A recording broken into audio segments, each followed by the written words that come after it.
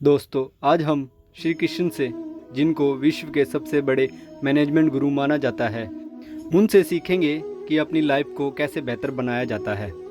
Number 1, manager या boss. कई manager ऐसे होते हैं जो खुद को बॉस समझते हैं। कई लोग ऐसा सोचते हैं कि कोई हमारा बॉस बनकर तो कोई काम नहीं करवा सकता। सचमुच लोगों को और उनकी सोच को मैनेज करना बहुत मुश्किल है।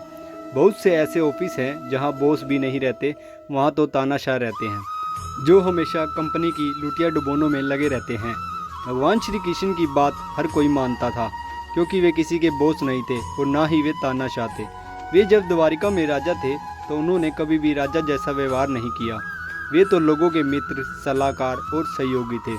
उन्होंने कभी भी अपनी शक्ति का दुरुपयोग नहीं किया।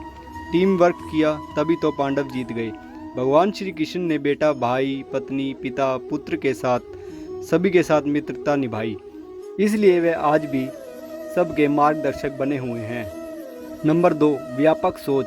यदि आपके पास बस किताबी, स्कूल या कॉलेज का ही रटा रटाया ज्ञान है तो आप वैसा ही व्यवहार करेंगे जैसा कि आपको MBA की क्लास में सिखाया जाता है। जीवन तो बहता पानी है, पल प्रतिपल ज्ञान बदल रहा है, लोग बदल रहे हैं और उनकी सोच भी।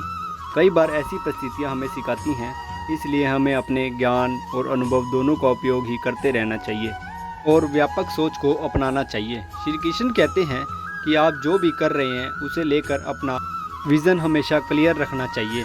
पहले अच्छी तरह से सोच और समझ लें, फिर कोई कार्य या व्यवहार करें। दूर तक देखने और सोचने की आदत डालें। जैसा कि श्री कृष्ण समझते हैं कि कोई क्या समझ रहा है, भगवान श्री कृष्ण 64 कलाओं में निपुण थे। व्यापक सोच का मतलब यह भी है कि क्रांतिकारी विचार रखते हुए किसी बंदी बंधाई लीक पर ना चलें। परिस्थिति के अनुसार प्रयोग करें, रिस्क उठाएं, अपनी भूमिका बदलें और सारथी तक भी बनने के लिए तैयार रहें। नंबर 3, निष्काम कर्म करें।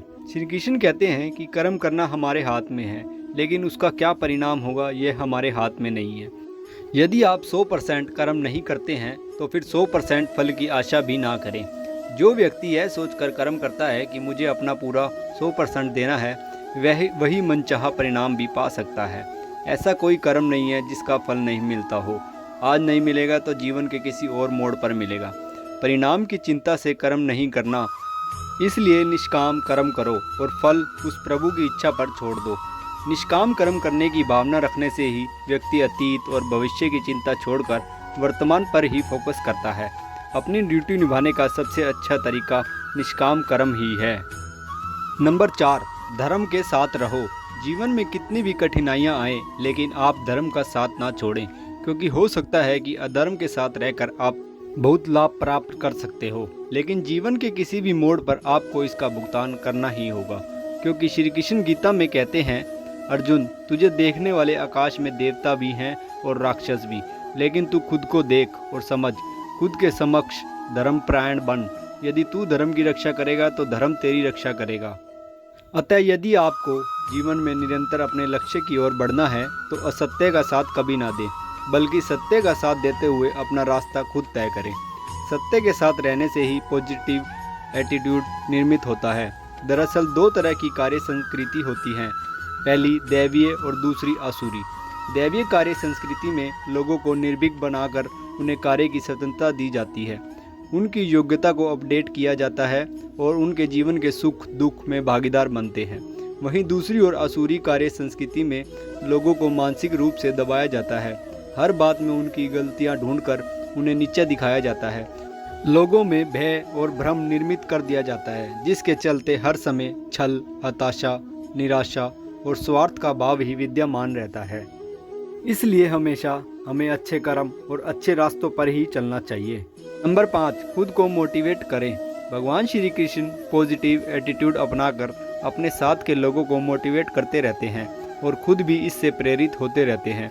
वे लोगों को मित्र बनकर समझाते भी हैं और ज्ञान भी देते हैं, और भाई या पिता बनकर ज़रूरत पड़ने पर डांटते भी हैं। ऐसे कई मौके आए जबकि उन्होंने अर्जुन, द्रौपदी और दुर्योधन को समझाया और डांटा भी, लेकिन उन्होंने कभी भी किसी का मोरल नहीं गिरने दिया। उन्होंने अपने शत्रुओं से भी बराबर का व्यवहार बनाए रखा। नंबर 6, मानसिक नियंत्रण। कब कौन सी बात कहाँ कहनी है और कहाँ नहीं, यह समझना भी बहुत ज़रूरी है। इसे कहते हैं वाणी नियंत्रण।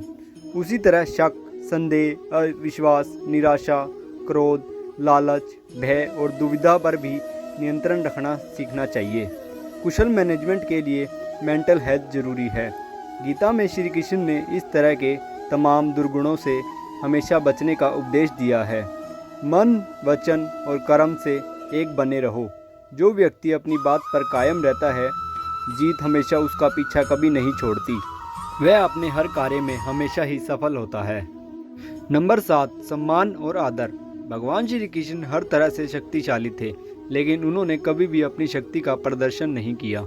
वे अपने गुरु, माता पिता और बड़े भाई के साथ ही अपने से बड़े पुरुषों का आदर करते थे और उनके चरण स्पर्श करते थे। जो लोग अपने माता पिता व गुरु का आदर करते हैं, वे प्रशंसा के पात्र बनते हैं।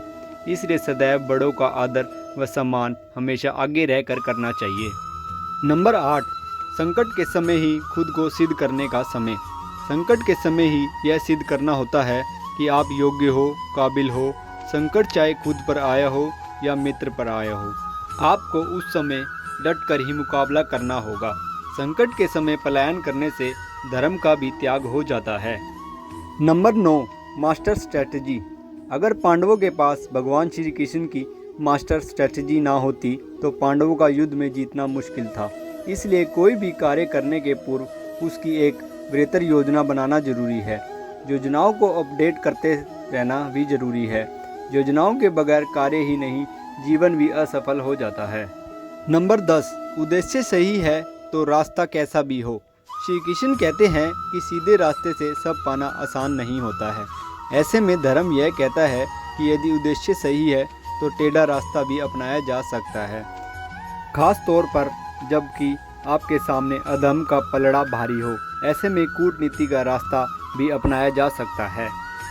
आशा करता हूँ कि आपको श्री कृष्ण के ये 10 मैनेजमेंट के गुण से कुछ न कुछ सीखने को ही मिला होगा। वीडियो अच्छी लगी हो तो लाइक, कमेंट, सब्सक्राइब करना ना भूलें। मिलते हैं नेक्स्ट वीडियो में।